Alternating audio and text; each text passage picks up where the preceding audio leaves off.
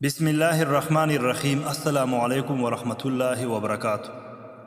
مجھے نظر آ رہا ہے کہ فلسطین کا خطہ ہمیشہ خون میں ڈوبا رہے گا۔ اسلام کو سربلند دیکھنا چاہتے ہو تو دوست اور دشمن کی پہچان کرنا سیکھو۔ یاد رکھو، فوج بغیر قوم کے اور قوم بغیر فوج کے دشمن کے لیے آسان شکار ہوتی ہے۔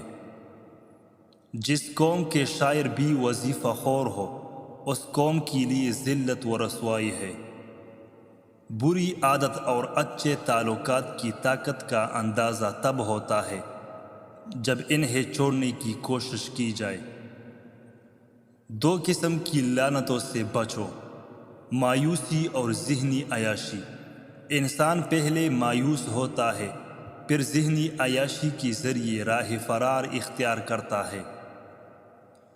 زندگی ضرورت کے مطابق گزارو، خواہش کے مطابق نہیں، کیونکہ ضرورت فقیر کی بھی پوری ہو جاتی ہے لیکن خواہش بادشاہ کی بھی ادھوری رہ جاتی ہے۔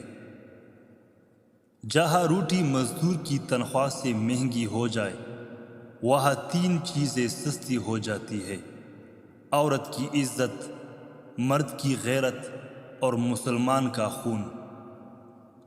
آزادی کی تکلیف غلامی کے آرام سے بہتر ہے۔ قوم کا ہر فرد اپنی جگہ بادشاہ ہوتا ہے۔ کسی بھی شخص کو قومی وقار سے محروم نہ کرو۔ میں اپنی قوم کو اپنے رسول صلی اللہ علیہ وسلم کی یہ حدیث یاد کرانا چاہتا ہوں کہ اپنے آپ کو جان لو کہ تم کون ہو اور کیا ہو، اور اپنے دشمن کو بھی اچھی طرح پہچان لو کہ وہ کون ہے اور کیا ہے، اور تمہارے متعلق وہ کیا ارادے رکھتا ہے۔ حکمران جب اپنی جان کی حفاظت کو ترجیح دینے لگے تو ملک و قوم کی آبرو کی حفاظت کے قابل نہیں رہتے۔ مجھے نہیں معلوم کہ اسلام تلوار سے پھیلا یا اخلاق سے، مگر میں اس بات کو بخوبی جانتا ہوں کہ اسلام کی حفاظت کے لیے تلوار کی ضرورت پڑتی ہے۔ ہمارے زوال کا باعث تخت و تاج کا نشہ اور زر و جواہرات کی محبت ہے۔ کہا وہ وقت تھا کہ ہم دنیا پر چھا گئے تھے، اور کہا ہمارا وقت ہے کہ دنیا ہم پر چھا گئی ہے اور ہم آخرت کو فراموش کی بیٹھے ہیں۔ سپاہگیری اس آدمی کے لیے ایک خطرناک کھیل ہے جو عورت اور شراب کا دلدادہ ہو۔ حکمران اپنی حکومت کی حفاظت کرتا ہے اور مجاہد اپنے ملک پر قربان ہوتا ہے۔ تمہیں یہ اصول قرآن نے دیا ہے کہ جنگ ہو تو لڑو اور نہ ہو تو جنگ کی تیاری کرو۔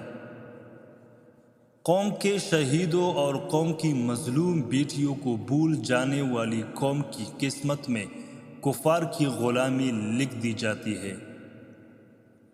حکومت کا نشہ، دولت اور عورت اچھے اچھے انسانوں کو اندھا کر دیتے ہیں۔ اسلام کے محافظ شراب کے مٹکوں میں ڈوب گئے اور پاسبانوں نے خود کو گھروں میں قید کر لیا، اور عورتیں ان کے پیروں کی زنجیریں بن گئی ہیں۔ کافر سے پہلے غدار کو قتل کرنا ضروری ہے۔ ایک جاسوس دشمن کے پورے لشکر کو شکست دے سکتا ہے، اور ایک غدار اپنی پوری قوم کو شکست کی ذلت میں ڈال سکتا ہے۔ جس قوم کے نوجوان بیدار ہو جائے، اس قوم کو کوئی شکست نہیں دے سکتا۔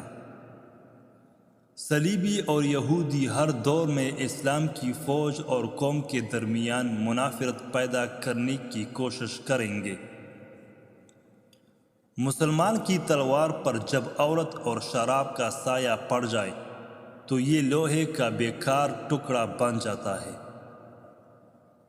مجھے 1,00,000 عیسائیوں اور ان کی تلواروں سے کوئی خطرہ نہیں ہے۔ مجھے تو خطرہ ہے ان 1,000 مسلمانوں سے جو شراب کے پیالوں میں غرق ہو چکے ہیں۔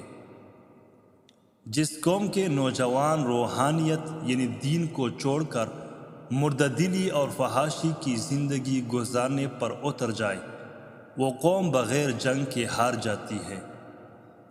باوقار قوم کی طرح زندہ رہنا چاہتے ہو تو اپنی روایات کو نہ بھولو۔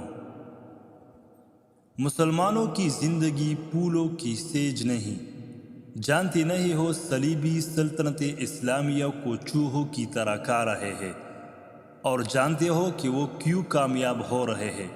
صرف اس لیے کہ ہم نے پھولوں کی پتیوں پر چلنا شروع کر دیا ہے۔